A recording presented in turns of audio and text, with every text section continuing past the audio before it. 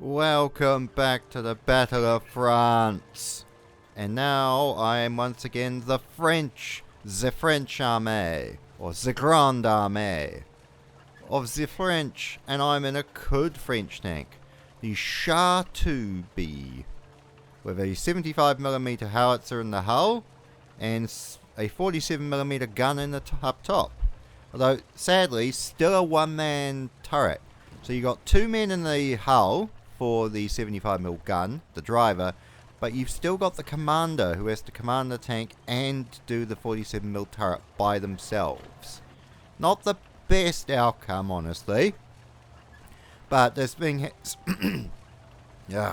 this thing has heavy as shite armor for the early war period, and with two guns, it is actually quite an advantageous weapon.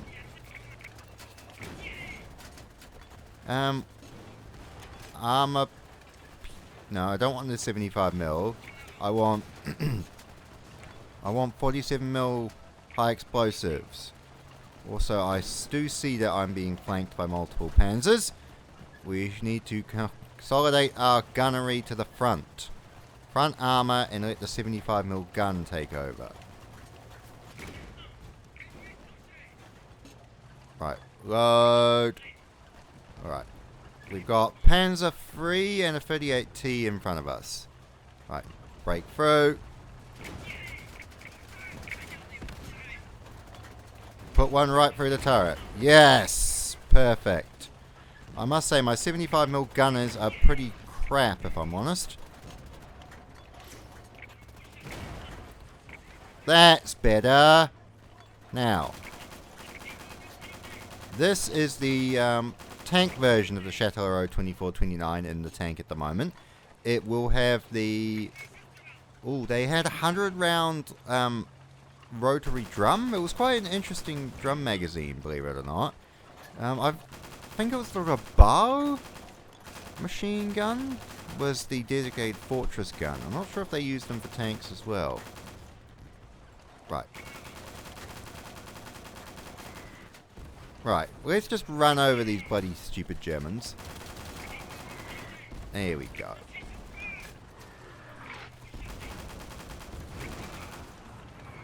Oh, gosh. Oh, French infantry. Hey, those guys have got the blue pants. They've got the surplus equipment. But God, the Char 2B is such a good tank for the early war. That guy's got a Châtellerault 2429 as well. But yeah, the 47mm main gun is really good anti-armor support, anti-armor firepower. And then you've got the 75mm howitzer, which again, devastating at close range and armor, but also very good against assaulting enemy infantry. The French tanks, aside from the one-man turret, which many tanks, like say the Matilda 1 had a one-man turret, but even then it's not great. Oh, we want the 47mm armor-piercing high explosive shell, because we don't want to be shooting at tanks with a fucking machine gun. Oh, not bad hit, actually. Oh, I don't want to run over my own infantry. Right. Advance. Oh, wait. Oh, shit. Tank tread's been knocked out. Right. We'll repair that. And again, I have a ruby pistol, which was not a single solitary pistol, but more a family of pistols. For example, in the First World War, France had the 1892 revolver. They desperately needed something better, because obviously... no, I want to be... There we go, back in the turret again. Right. 47mm armor-piercing high explosive shell. That Panzer 1 is dead. He's got a Panzer III around here. But yeah, the French had the 1892 revolver, which was alright, but not great. So what they did was they went to the Spanish and asked for a design. And the Spanish came up with... shite. There we go. Alright. Armor piercing high explosive shell. Take that Panzer III down.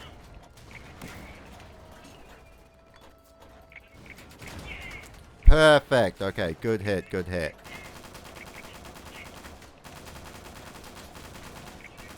Oh, the SHA-2B is beautiful. I am immobilized with the tracks being damaged. But I'm literally an armored fortress at this point. And my machine guns are ripping the enemy infantry to bits.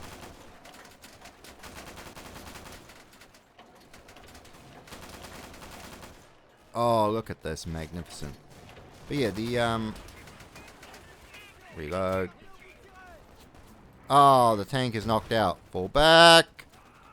But yeah, the, Ruby pistol is 32 caliber, 8 round magazine. There you go. Simple blowback. See, it was incredibly reliable. Well, in the practical design. But the problem was the Spanish workshops. There were so many Spanish workshops making these pistols that the parts weren't interchangeable. They were all called the Ruby pistol, but they were made by different Spanish manufacturers. So there was a real problem with parts interchangeability, especially magazines. For example, if you had a magazine that was made, say, by Ebar, it might not be compatible with, say, one made by a different workshop. And again, the French also made their own. In fact, the Ruby pistol would end up being rebranded as the Unique pistol, which was post-war. So a lot of pistols ended up being the Uniques, which was the post-war pretty much version of the Ruby. Oh, that is a sexy fucking camouflage scheme. I will give the French this. That is a nice paint job. Very, very nice paint job. But yeah, the Ruby pistol was used in World War I. See, as the Unique pistol, it was unofficially used in the Second World War. Well, the official French sidearm was the 1935A, which was in 7.65 French long. Again, that was an interesting pistol. It ended up becoming the SIG P320, if you want to know your post-war history. Right, is that a French tank? That is another SHA-2B. We're just going to dodge those 105 howitzers. Right, I need the objective marker just to figure out where I'm going. Oh, I could actually use M for the map, I suppose.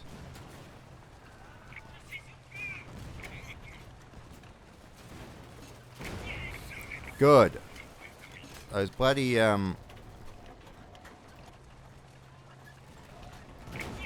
Yes! Excellent. Right, take down those bloody 37mm anti-tank guns. Nicely done. God, the SHA-2B is such a good tank for early war. Only problem is the one-man turret. If this thing even had a two-man turret, it would be so much more practical. As I said, obviously the American M3 Lee was kind of inspired by this. Same sort of layout, obviously, with a 75mm gun in the hull. And in the case of the Lee, the 37mm gun up top, as opposed to the 47mm in this one. Right. Oh.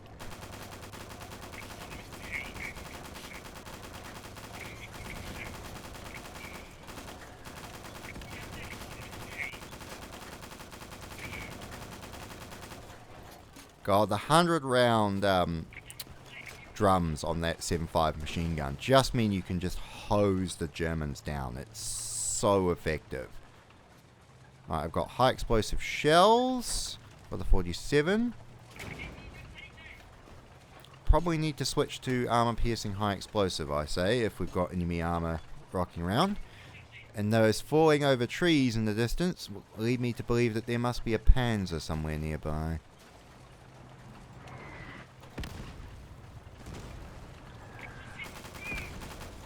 Right. Another 37mm.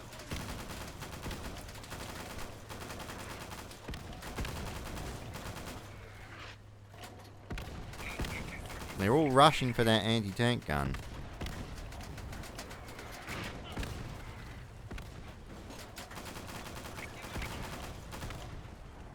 Oh, look at that. Another Char-2B. Oh, and there's a French R-35.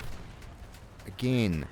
I will back out the way because my fellow tank comrade is a bit of a tard in turning circles. God, this thing is...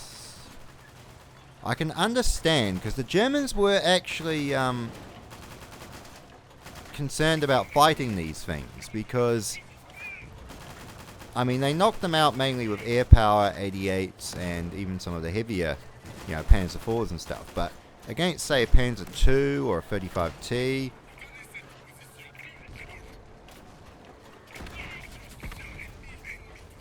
Oh, I managed to hit one of the tracks. Not bad, actually. I killed one of the crew. And he managed to get another crew member. Nice. 3 shots to destroy that Panzer. Aim down a little bit. Oh, aim a little bit high. Oh, it's moving. Fly up. Oh, I got it on the track. Bloody good shot. Those frickin' Panzers are just getting shredded by our bloody French guns. I haven't even had a chance to talk players infantry and talk about French small arms. The Char-2B is just too enticing. Right, I need to get out and repair this bloody broken track.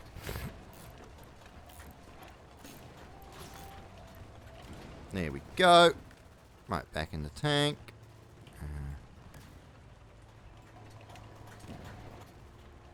Right, armor-piercing high explosive shells again. Alright, we've got a counter-attack across open ground. Not ideal, but there are limited panzers. There's 3 panzers between us and the objective. That's not great. Must admit, my 47mm gun is not being as effective on this Panzer IV as I would like. It took 3 shots to destroy it. Right. Driver advance! I've just ran over the Panzer IV crewman. Ignore the machine gun fire, it's fucking worthless. Shit! That 37mm bloody took out our tracks.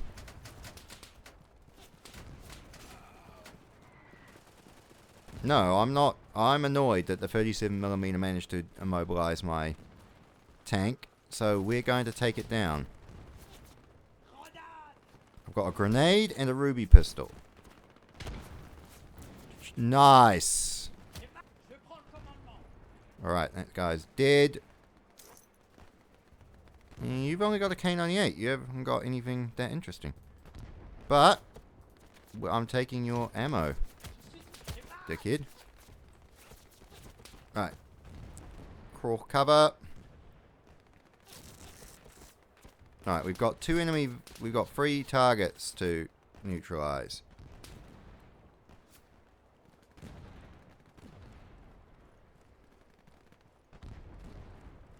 Alright, looking at the flow of the battle, I can see it's a bit of a killing field there. Lots of anti-tank guns on the hill that are hammering our French tanks as we advance. We've also got German armor moving in. Damn it. Oh, he was 20 years old.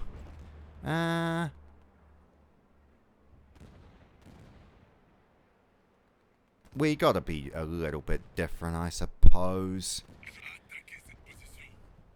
I was gonna just stay as a Char-2B because it's the superior tank, but we will beat a little R-35 with our... Have we got a... Oh, we've only got a 37mm gun. Whoa! Frickin' that anti-tank gun on the hill, man. No, that's an actual Panzer. Right. I'm going to need to serpentine and zigzag. Shit, that other R-35 got it though. Well bloody done.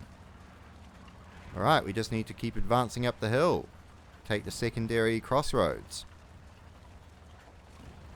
But yeah, this is a cute tank, but look at the SHA-2B. We have lost a crap load of them though, so far. This has been a costly counterattack. But yeah, 37mm gun, and the other thing we've got is an 8mm machine gun. So that will be a Hotchkiss, stripper clip fed 8mm Lebel machine gun. They won't have updated some of the older French tanks with the more cutting edge more cutting edge 7.5 machine guns. Yep. Yeah, it's a slower firing machine gun. Hope you don't mind, I'm just using natural cover of rocks. Right. Oh, shit, enemy.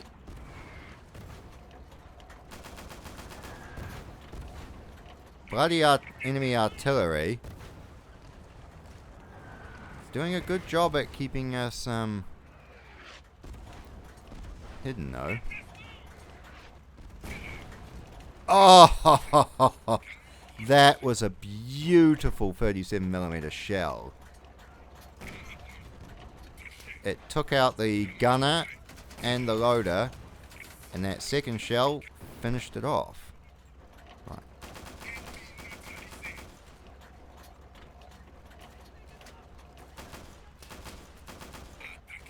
That French infantryman was very lucky I had an accurate bloody aim, because I nearly fucking shot him. No, my beautiful tank. Damn it. Oh shit, Mars 38. Alright, we're going to talk about the Mars 38 submachine gun. So, France, obviously, at the end of World War I, wanted a whole new set of small arms. One of the things they wanted was a submachine gun. Now, they never bothered doing anything with it until the 30s. And then in about 1935, they came up with the first prototype for what would become the Mars 38. 7.65 French long. It had a 32 round magazine, straight blowback, nothing too dramatic about it. In 1938, they had a revised version. And in 1939, when the war started, the French realized they did not have a submachine gun of their own. Now, the British started producing, buying Thompsons and getting the Lanchester up and running. Whereas the French took their 1938 prototype and labeled it the 1938 submachine gun and officially put it in for production. It is 32 round magazine, 7.65 French long, incredibly tiny. Like, this is an incredibly small gun. Like, I know someone who has a real one, and it is an incredibly small fucking submachine gun. Like, it's maybe the third of the size of a Thompson. It is tiny. Straight blowback. Has two flip-up aperture sights for 100 meters and 200 meters. One of the interesting and weird things about this gun... Oh, damn it. I got Gilbert killed. Is the barrel is in fact 7 degrees offset from the receiver. So the barrel points down about 7 degrees from the rest of the receiver. Now, this is weird. And it is. The idea behind it was that it would help control recoil and it would give you a better sight picture. So that way you didn't have to cram your face down, or they didn't have to raise the sights up.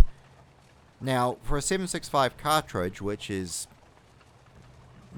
30 Pedersen, it's quite a diminutive cartridge. Like, a little bit hotter than the 32 ACP, but not by much. Needing to control recoil is the least of your concerns. But those aperture sights are pretty tiny, and it is incredibly weird because the bolt also has to have the bolt face cut at a 7 degree angle to line up with the barrel. The entire thing is just weird as shite. And it's beautiful. It's why I love French equipment, because you, again, with the SHA-2B, you get someone that would go, why would you do that? Like, that does not make any sense. Why would you make that? And the French are just like, durr. Oh. Again. Oh, you bastards! Fucking 88mm flak gun. Grenade. I don't care, I'm a tank crewman and I only have a pistol. I'm gonna fucking destroy that 88 single-handedly. Because if it keeps being up, it's gonna keep knocking out more of our tanks.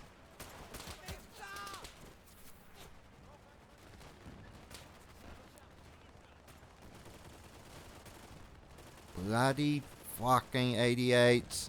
Right, I'm gonna need to switch to infantry. Because my tanks are just gonna get peppered by those 88s unless I quickly switch to... Right. Squad. Shh. You fucking... I'm gonna need to edit that out. That just makes more work for me. Alright. Well, we managed to take that position while I wasn't looking. We have 130 infantry left. And we got 3 more positions to take. Now, if we can utilize our tanks, we should be able to take those positions. Now, again, yeah, Mars 38. Look at this adorable freaking thing. Like, it's just incredible. Like, look how tiny and diminutive that submachine gun is. It is incredibly small.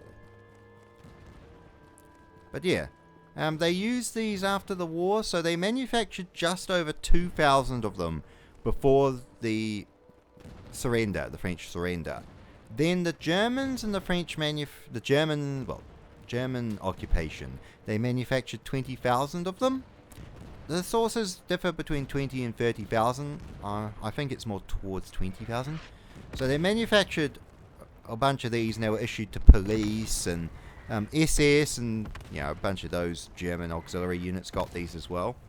They started manufacturing them again after the war, but in 1949 it was replaced with the MAT 49 submachine gun because the French decided to be sensible and moved from 7.65 long to 9mm, 9mm parabellum, and the MAT 49 was the kind of the result.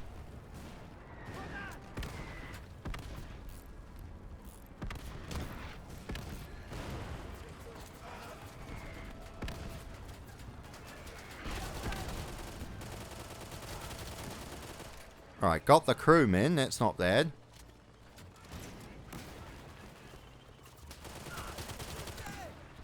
Oh. Right.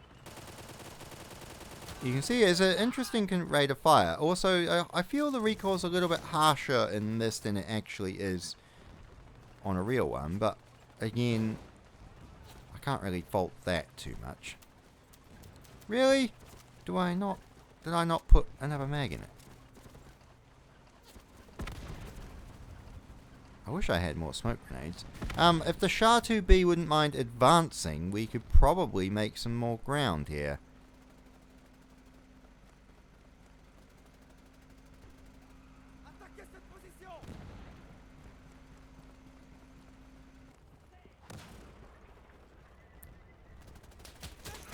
Oh, I was going for the thing. Bugger. Like, why were all my infantry, my entire squad is about 800 meters back from their commander. The commander was single-handedly charging an 88, while the rest of the fucking diminutive French squad were hanging out in a fucking field of sunflowers. You fucking cowards. Holy crap, you suck. I bet half of the squad are communists and the other half are pacifists. Bloody losers. No wonder the French lost with idiots like you in charge. Well, actually, they weren't even in charge. They weren't listening to their sergeant because their sergeant was charging ahead against 88s. Bloody losers. The lot of you.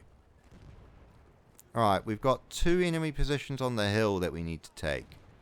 I think when I fall, I will need to become a tank commander again, because I think only a Shah 2B has the firepower to take out the last of the German positions. This will be a near run thing. I don't know if I'm going to win, I don't think so, but Oh, I should turn the HUD off. Gross. But yes. Anyway, back to guns. Again, I've talked about this at length, the Chatellerault 2429. I just adore this light machine gun. It's just, as I said, they were replaced by the AA-52 in 1955, I believe. But they stayed as a reserve gun until the 80s. And the French Gendarmerie, which is like the SWAT, armed police sort of thing, only got rid of theirs in 2008. Again, I know someone that's got one, which is why I love it so much, because I was messing around with his. But I actually know 2 people with these. I would categorize them as rare. Like, I only know of 5, personally, around. But it is an incredible machine gun. Alright, we've conquered that, so now we need to move up to the next position. Do I have smoke? I do. I must admit, that's one thing I value when you're playing in the Americans. Smoke is so invaluable for advancing. It's just, the concealment is so effective. Now remember, kids, what's the difference between cover and concealment? Cover stops bullets, concealment does not.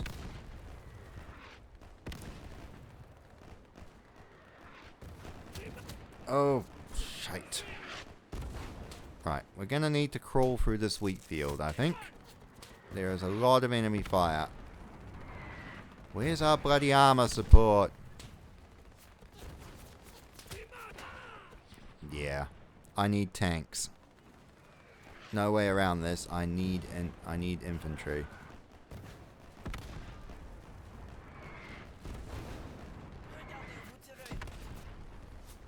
Alright, let's try and move up. Oh, I've got dynamite, that's good. And I've got grenades, alright. We will try and take this position and reduce enemy flanking fire. I've got MAS 36, bolt action rifle. Again, I've talked about it before. This was what the French intended to be their reserve rifle. So the infantry were going to get a fancy semi-automatic, and the secondary line troops were going to get one of these.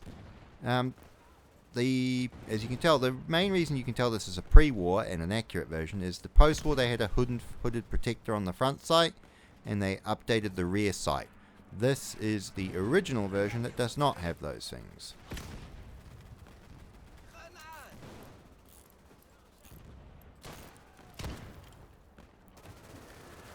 TNT! Come on, TNT, before the turret. Yes. Excellent. Nicely done. Alright, French infantry. Shit, it took a bit of going, but we managed to overrun the second German position. But those bloody German 105s and aircraft bombings are really pinning us down.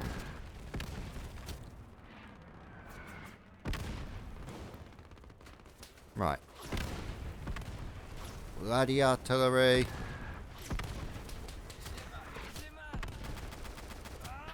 Oh, I cannot see fucking shit between the fucking smoke artillery.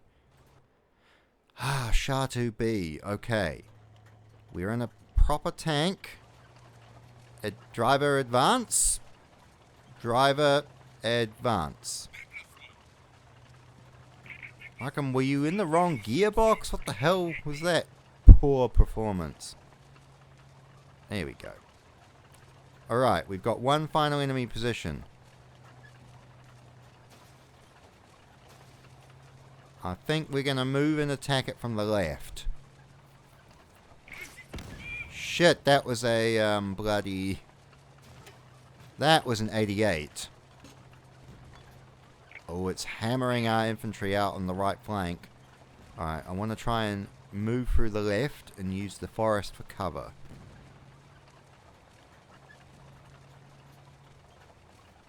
Right. Oh... In fact, there was another version of the Char 2B. There was like the super heavy version of the Char 2B, which was like, what was it, the Char 2C? And it was massive, and it had like a 3-man turret with a 47mm gun up the top and a couple machine guns. It was like one of those stupidly huge tanks that you get as a joke sort of tank sometimes.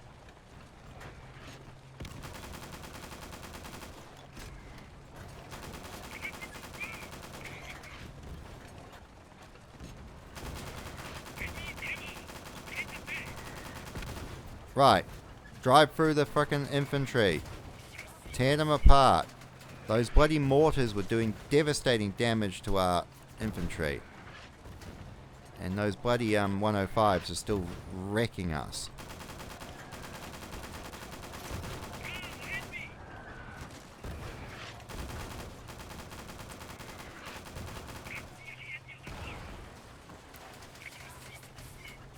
Oh, that's a German Brummbär.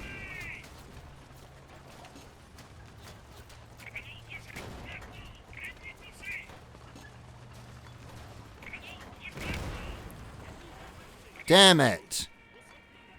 Fucking Stuka managed to knock out the SHA-2B.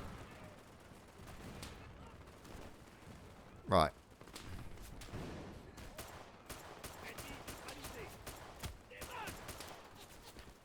Grenade! That fucking infantry, that German infantryman with his mortar. He's shit. We can do this if we just keep pushing.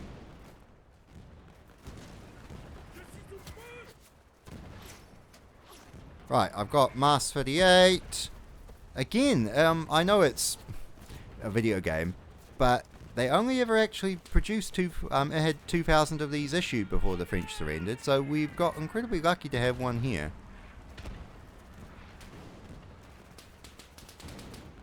Alright, I definitely think with the amount of enemy tanks here, I'm gonna need a tank of my own.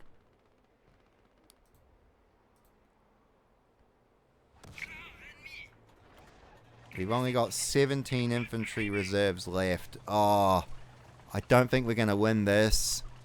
It's incredibly disappointing because it's so close. I think if I hadn't have lost a couple of the tanks early when I was messing around, I probably would have had the reserves. Bloody good show from the French though. I must admit, those fucking Stukas though, just like with the actual historical battle, their bloody bastard shit things are really devastating. I would like to ask where the RAF or the French... Actually, that's a fair point. If they redo this campaign, like, because Easy Red devs are awesome and they love updating their campaigns, they should update this one to have the BEF. Then they could have the RAF and the... That would be really cool. You could have like Dunkirk. That would be pretty awesome. Right. Drive up. And that bloody Stuka.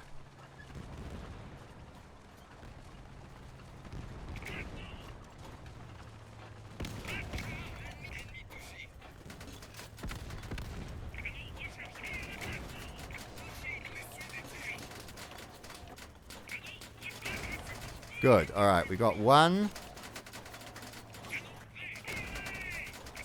Fire. Alright, we got 2 destroyed German tanks. There's another Panzer III.